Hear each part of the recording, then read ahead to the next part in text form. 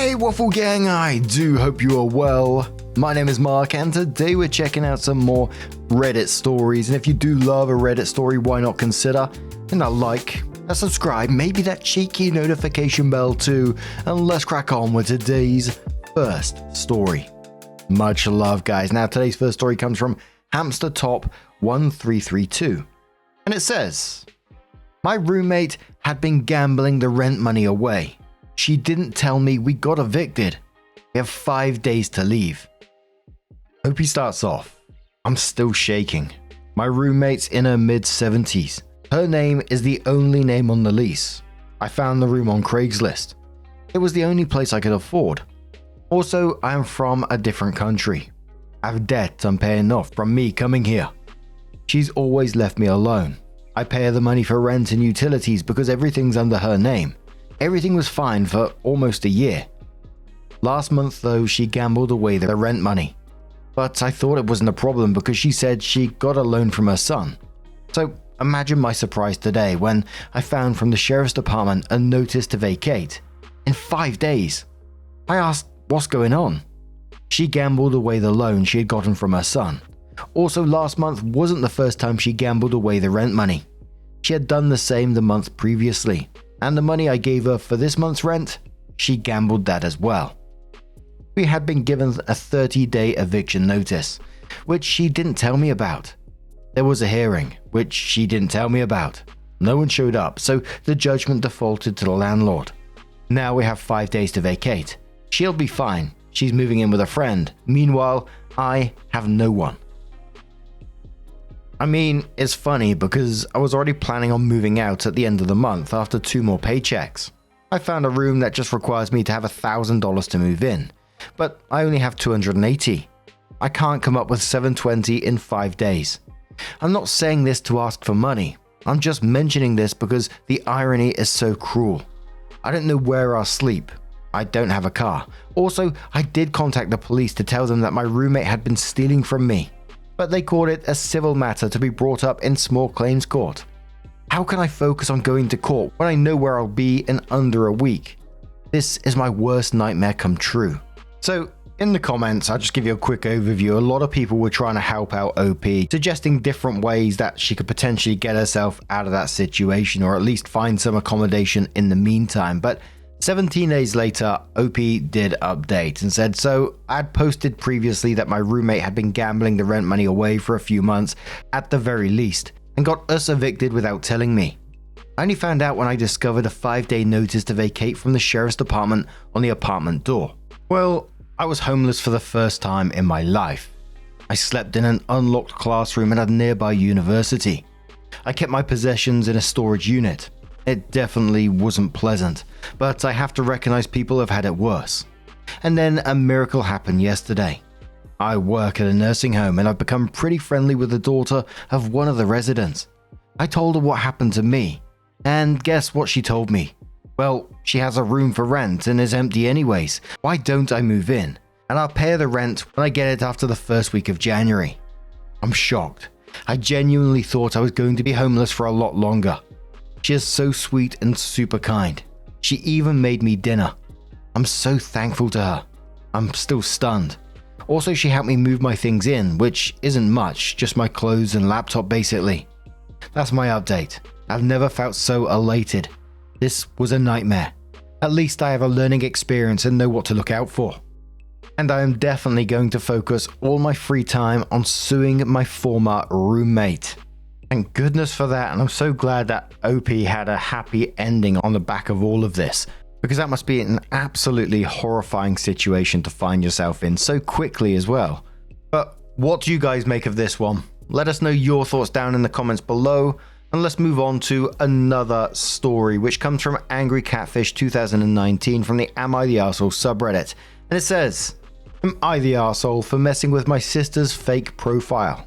And to give you a trigger warning on this, it contains catfishing, identity theft, invasion of privacy, and distribution of another's nudes without consent. OP says, gonna try and make this quick. I'm 22 and my sister is 18.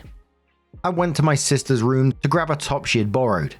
We do this all the time, borrow clothes and go into each other's rooms to get them back. and I noticed she has a Facebook open and the profile pic is, well, me. I have to do a double take because it really caught me off guard. I know I shouldn't have, but I snooped at the profile and it was just pictures of myself. My sister literally has a fake Facebook profile of me. I'm livid at this point for many reasons. 1, I don't do social media. I'm a private person and I don't like pictures of me to be on profiles like that. 2, some of the pictures she had were ones she took without me knowing. 3, other pictures that she had were ones that I had sent to friends, which means she had gone onto my computer and taken the pictures off. I delete all of the pictures and I check her computer and find a folder filled with pictures that she has taken of me and ones that were on my computer. Not even all of me per se. One of my friends, group photos, food I had taken pictures of. I go through even more and I find out that she had even stolen nudes that I had taken for my boyfriend. I deleted the folder completely and went back to the fake Facebook profile. I uploaded a single picture of her with a caption, "The real me." Changed her name, she was using my middle name and a fake last name, and then left her room. I've heard her sobbing from her room all day, but I'm too angry and embarrassed to even confront her right now. Am I the arsehole for messing with a profile and not just confronting her in the beginning? Bloody hell, what is going on here? Your sister stole your identity, nicked intimate photos at the same time, and is catfishing people as you. Now, of course, you're not going to be the arsehole in any situation here, because considering what's just happened, you're incredibly restrained. You could have called the police if you really wanted to. She's using your nudes, for crying out loud. I would really want answers at this point in time. Who is she talking to as you? And where has those intimate photos ended up? And if it comes out with any of this nonsense being a prank or anything like that, I wouldn't even be letting her go down that road because that's bullshit. Libra says info. What the fuck? And then says not the arsehole, but seriously, what the fuck? Then Grumpy Young Guy says not the arsehole, there's seriously something wrong with your sister. She has probably been catfishing using that account, and it might even be identity theft depending on how far this goes.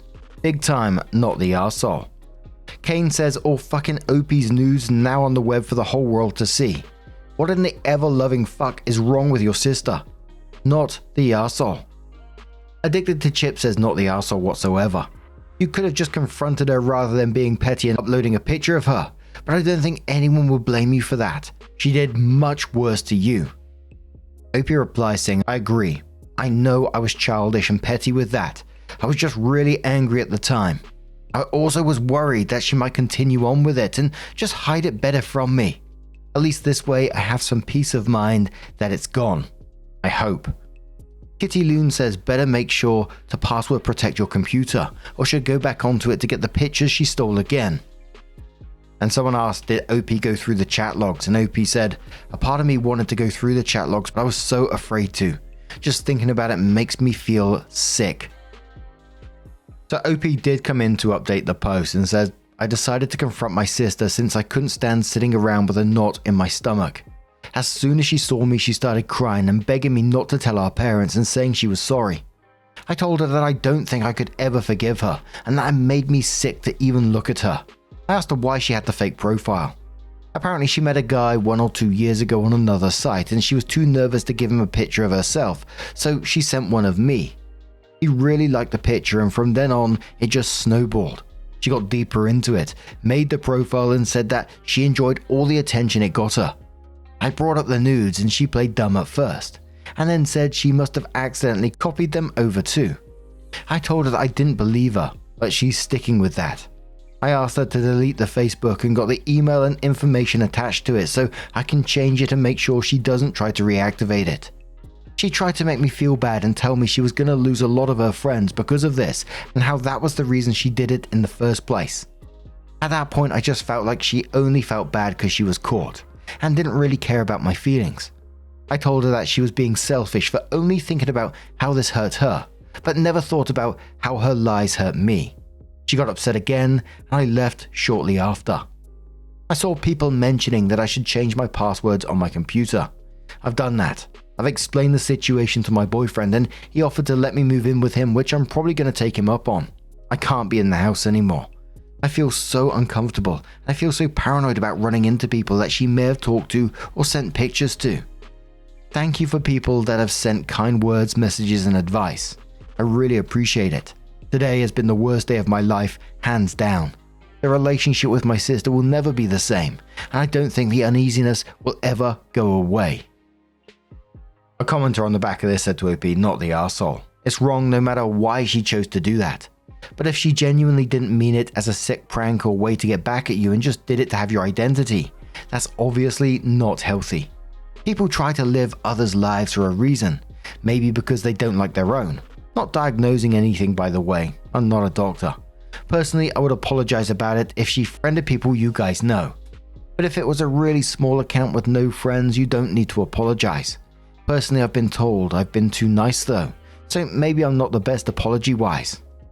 OP says she'd been using it for a while and was pretty active with it. Lots of status updates. I got tired of scrolling down the profile. She had a lot of people added. It was like 400 something. A lot of them were people I had no idea of, but were quite a few people that I wasn't friends with, but knew from school/town. I do plan on apologizing as soon as I'm able to calm down a bit. And the commenter says, I mean, she definitely owes you an apology, not the other way around. Also, please post updates once you do talk to her and get an explanation. I would be really worried that with her story that it was just one person that she was talking to. I mean, if she's got 400 people on that account in particular, I would strongly suspect that she's talking to others at the same time, and those nudes might have been shared with other people as well. And it certainly goes beyond a don't tell mum and dad situation. It's way worse than that. But what do you guys make of this situation? Let us know your thoughts down in the comments below. And let's move on to another story. Now, our next story comes from a movie thing from the Am I the Arsehole subreddit. It says, am I the arsehole for shutting off the movie halfway through and making my boyfriend feel bad? My boyfriend Wyatt and I always watch movies together every time we have off days that end up on the same day, especially since the pandemic, and we go back and forth on who picks the movie. I've noticed he's usually talking through my movie choices, either pointing out plot holes or just talking down about the movie in one way or another.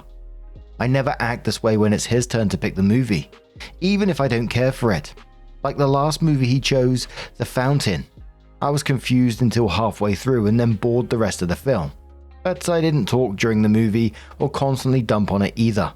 And even at the end when he asked what he thought, I said it was alright, even though I thought the movie wasn't good. It tried to do a bunch of different things all at once and ended up doing nothing.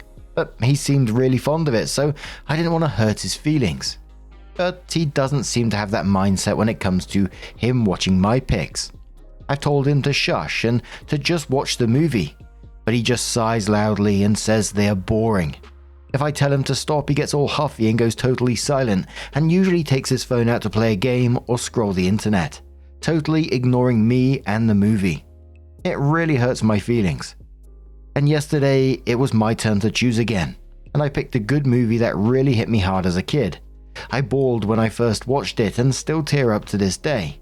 And I told him this movie was special to me, but he barely got 10 minutes into it before he started up saying it was boring and childish. It's a kid's movie, but that doesn't make it boring.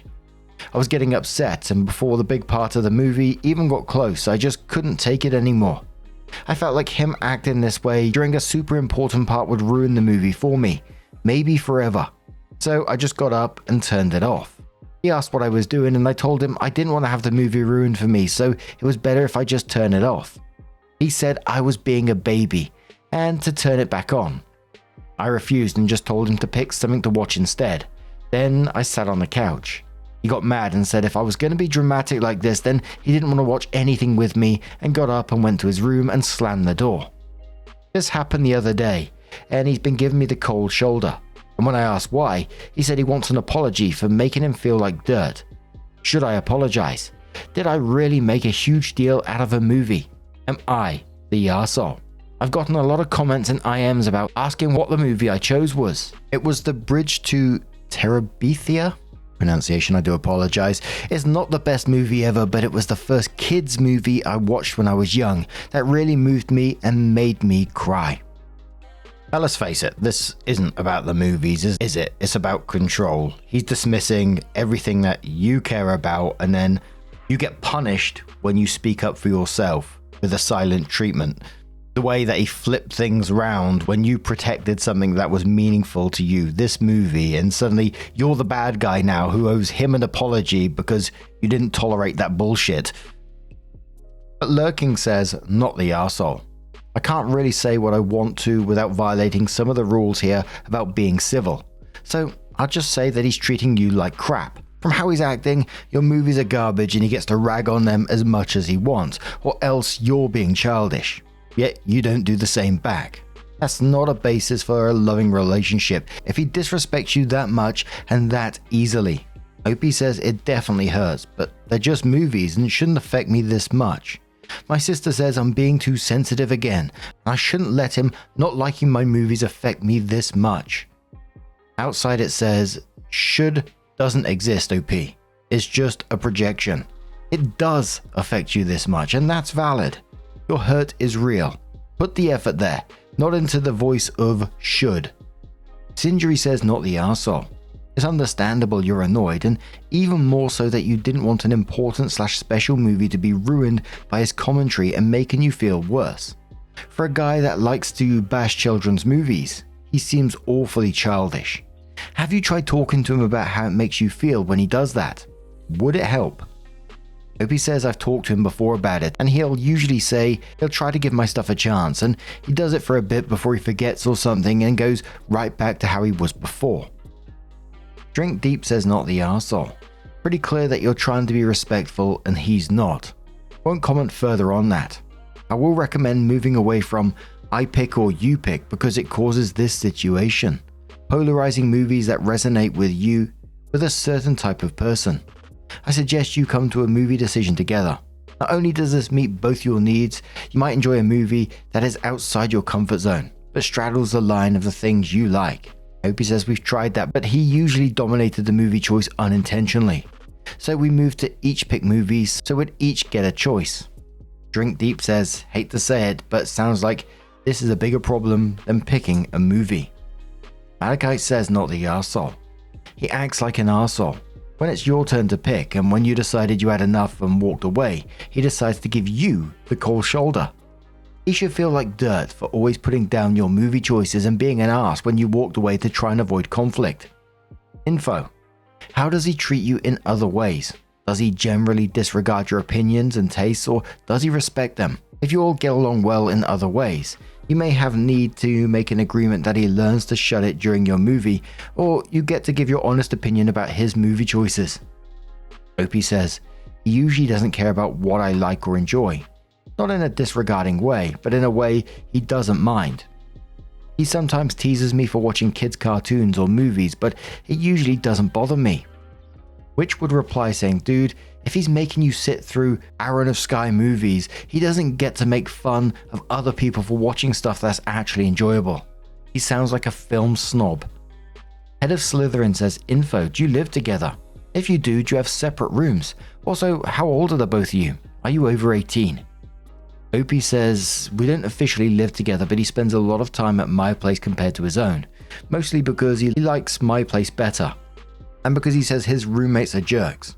I don't mind so much because when he's not over, my place is pretty quiet. And I'm 25 and he's 38.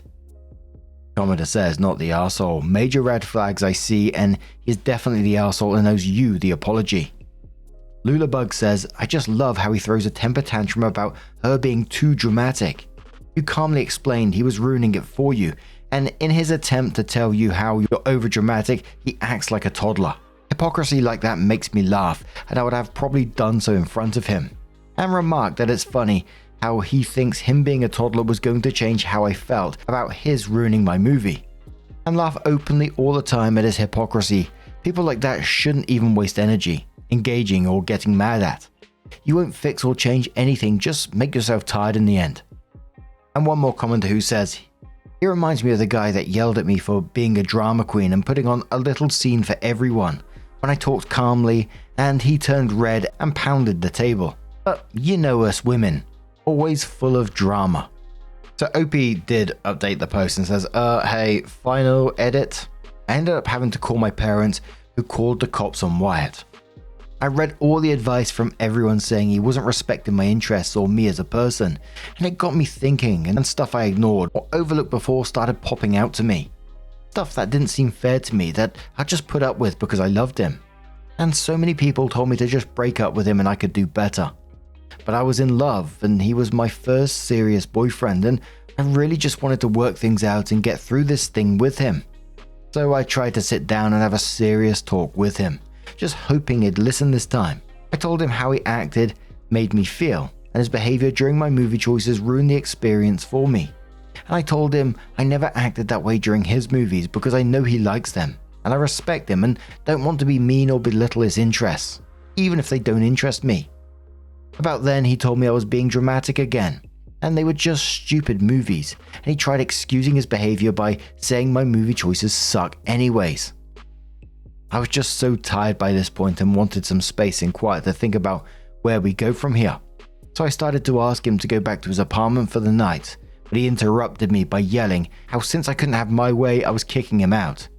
It really scared me because he'd never screamed at me before. Even when he'd raised his voice during arguments, he never full-on screamed at me. I tried to get him to calm down, but he started calling me a bunch of nasty stuff and even backed me up against a wall, grabbed my bicep hard enough to bruise I saw later.